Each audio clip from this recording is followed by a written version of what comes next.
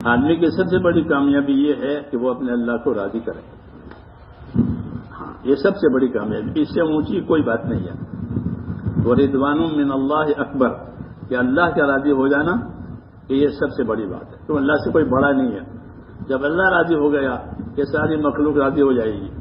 اللہ ناراض ہے کہ ساری مخلوق کا رخ الٹا ہو جائے گا. جی ہاں، یہ قاعدہ ہے کہ حضور صلی اللہ علیہ وسلم فرماتے تھے کہ جو لوگ اپنا اور خدا کا معاملہ صحیح کر لیں گے تو اللہ ان کا اور مخلوق والا معاملہ صحیح کر دیں گے. یہ قاعدہ بتایا، من اصلح ما بینہ وبین اللہ اصلح اللہ ما بینہ وبین خلقہ، کہ جو لوگ اپنا اور خدا کا معاملہ ٹھیک کر لیں گے کیونکہ اللہ نیچے والے سارے معاملے کو خدا ٹھیک کرے گا. کیونکہ چابیاں اللہ کے ہاتھ میں ہے، خزانے بھی اللہ کے ہاتھ میں ہے، اختیار بھی اللہ کے ہاتھ میں ہے. یہی ہم بھول گئے ہیں کہ سارے اختیار تو اللہ کے ہاتھ میں، کسی کے ہاتھ میں کسی ہاتھ میں کچھ نہیں. کسی کے ہاتھ میں کچھ نہیں ہے. اللہ کی طرف سے جو کچھ ہوگا زمین آسمان سے لے کر زمین تک وہ اللہ کی طرف سے ہوگا. ہاں، یہ الگ بات ہے کہ کہاں کہاں سے ظاہر ہوگا. ہوتا ہے اللہ کی طرف سے. اللہ ظاہر کراتے ہیں مختلف راستوں سے، ورنہ کرنے والا اللہ. اس لیے فرمایا کہ اپنا معاملہ اللہ تعالیٰ سے صحیح کر لو. اللہ تعالیٰ صحیح معاملہ کرنے کا کیا مطلب ہے کہ سب سے پہلے اپنا ایمان صحیح کرو. ایمان اللہ کے تعلق کو کہتے ہیں، اللہ کے یقین کو کہتے ہیں، اللہ کے خوف کو کہتے ہیں. اور جن جن باتوں کی اللہ نے خبر دی ہے اس کو سچ ماننا، پھر اس کا کیا کیا تقاضا ہے وہ پورے کرنا. ایمان کا یہ مطلب ہوتا ہے کہ اللہ سے ہمارا تعلق ہے، وہی اصل ہے. وہی اصل ہے کہ بندے کا تعلق اللہ سے ہوا کہ وہ اصل ہے. اس لیے ہر نبی کو اس تعلق کے لیے بھیجا گیا ہے اور ہر نبی نے ایک ہی آواز لگائی، وہ ہے لا الہ الا اللہ. ایک ہی بات، کوئی دوسری بات نہیں. دنیا نے بہت کروٹیں لی ہیں، دنیا نے بہت ترقی کی ہے کہ ہوگی، ہماری بات تو ایک ہی رہے گی کیونکہ اللہ ایک ہی ہے. اس لیے ایک ہی بات نبیوں نے کہی ہے، وہ کیا ہے؟ ایک ہی اللہ ہے، لا الہ الا اللہ. اس کے سوا کوئی عبادت کے لائق نہیں، اس سے کوئی کام کرنے والا نہیں. وہی حیات دینے والا، عزت دینے والا، روزی دینے وہی ہے. اس لیے اپنا معاملہ سب سے پہلے کہ اللہ تعالیٰ سے کرو. اسی کی دعوت و تبلیغ ہے اور یہی سب سے بڑی چیز ہے.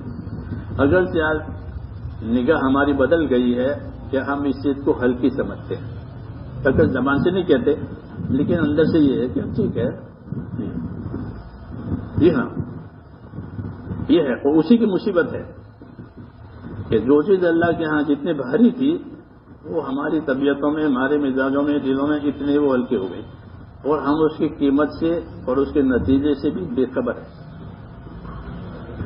ایمان کا کیا نتیجہ ہے؟ اللہ نے دنیا میں ایمان اور علم یہ دو چیزیں اتاری ہے. نبیوں کے ذریعے سے جو اللہ تعالیٰ خوش ہو کر جو چیز ہم کو دی ہے، ایک تو ایمان دیا ہے اور ایک علم دیا ہے. وہ علم دیا جس سے آخرت بنے. اس علم کو علم کہتے ہیں کہ جس سے آخرت بنے اور اللہ تعالیٰ کا حق ادا ہو جائے. اس علم کو علم کہتے ہیں. وہی علم سیکھنا فرض بھی ہے تاکہ اللہ کا حق پہچانے. کیوں کہ اللہ تعالیٰ نے دنیا کو حقوق ادا کرنے کی جگہ بتایا ہے کہ دنیا حقوق ادا کرنے کی جگہ ہے اور آخرت بدلہ پانے کی جگہ ہے. یہ ترتیب ہے. کوئی سمجھے نہ سمجھے وہ الگ بات ہے. حقیقت یہی ہے کہ اللہ نے دنیا کو حقوق ادا کرنے کی جگہ بتایا ہے کہ یہاں تمہارے اوپر حقوق آئیں گے. اللہ کے حقوق سب سے پہلے آئیں گے کہ اللہ کا کیا حق ہے کہ اللہ پر ایمان لا کر اس کی عبادت کرنا. یہ اللہ کا سب سے پہلا حق ہے کہ اللہ پر ایمان رکھ کر کہ اللہ سچا پروردگار ہے، اس سے سوا کوئی خدا نہیں ہے، اور پھر اس کی عبادت کرنا. اپنی جان مال کو اللہ تعالیٰ کی رضا میں استعمال کرنا اور ناراضگی سے اس کو بچانا. عبادت کا مفہوم یہ ہوتا ہے کہ اپنی جان مال کو اس یقین کے ساتھ کہ میری کامیابی اسی کے اندر ہے، اس یقین کے ساتھ اپنی جان مال کو اللہ پر لگا رہے. عبادت، کیونکہ جان اور مال ہر بندے کے پاس وہ اللہ کی امانت ہے، اس کی اپنی ملکیت نہیں ہے. جو جان مال اللہ نے ہم کو دی ہے وہ کیا ہے کہ وہ اللہ تعالیٰ کی امانت ہے. جب تک اللہ چاہیں گے رکھیں گے، جب نہیں چاہیں گے اسے لے لیں گے. حضرت علی فرماتے تھے کہ آدمی کو بیمار ہونے میں بھی دیر نہیں لگتی اور غریب ہونے میں بھی دیر نہیں لگتی. کیوں؟ کہ وہ اللہ کے فیصلے سے بیمار ہوتا ہے، اللہ کے فیصلے سے غریب ہوتا ہے. جی ہاں، فیصلہ اللہ کے ہاتھ میں ہے، کسی کے ہاتھ میں نہیں ہے. اس لیے اللہ تعالی نے جو چیزیں ہمیں دی ہیں وہ میرے بھائیوں بطور امانت کے دی ہے کہ اسے تاکہ ہم اپنا حق ادا کر کے آؤ.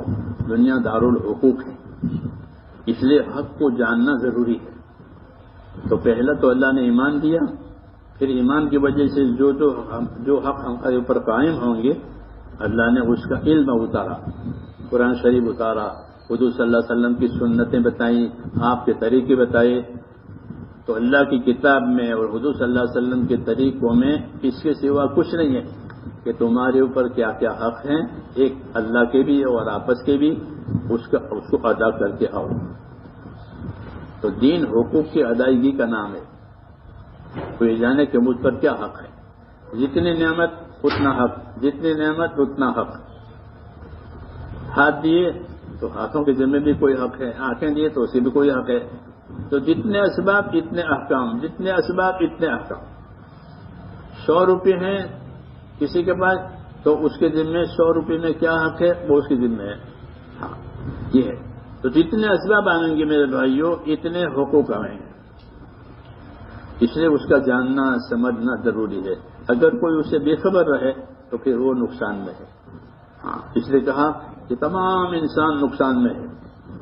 والعصر ان الانسان لفی خسر سارے کا سارے. کیوں کہ وہ اس بات کو جانتے نہیں ہیں تو پھر کورٹ میں ہے. حاکم ہو کر، تاجر ہو کر، زمیندار ہو کر، مالدار ہو کر وہ کورٹ میں ہی ہے. کیوں؟ تو انہیں حق ادا نہیں ہوا. اس لیے میرے دوستوں دعوت اور تبلیغ اس چیز کی ہے کہ ہم اپنی دنیا میں رہ کر کے ہمارے ذمہ کیا حق ہے اس کو جانیں، اس کو جانیں، اس کی محنت کریں. اگر اس کو محنت کر کے اس کو جانیں گے تو پھر اللہ تعالیٰ اس کے ثمرات اور اس کے برکات کو کھولے گا. نہیں تو دنیا کی نعمتوں سے آدمی کو دھوکہ ہوتا ہے کہ بس میرا تو کام بن گیا. ہاں وہ اسی پر گزارا کرتا ہے کہ میرا تو کام بن گیا، اب مجھے کسی چیز کی ضرورت نہیں ہے. کہ نہیں، اللہ تعالیٰ نے نعمتوں کو امتحان کے لیے دیا ہے کہ اس میں رکھ کر اللہ تمہیں دیکھیں گے کہ تم کیا کرتے ہو. تو اپنے آپ کو امتحان میں سمجھنے والا کامیابی کی کوشش کرے گا. جو اپنے آپ کو امتحان میں نہیں سمجھتا تو وہ کامیابی کی کوشش کیسے کرے گا. اس لیے ہم میرے دوستوں اپنے آپ کو امتحان میں سمجھیں کہ اس کے بعد ہمارا امتحان ہے اور ہمارے امتحان کا نتیجہ ہمارے سامنے آنے والا ہے.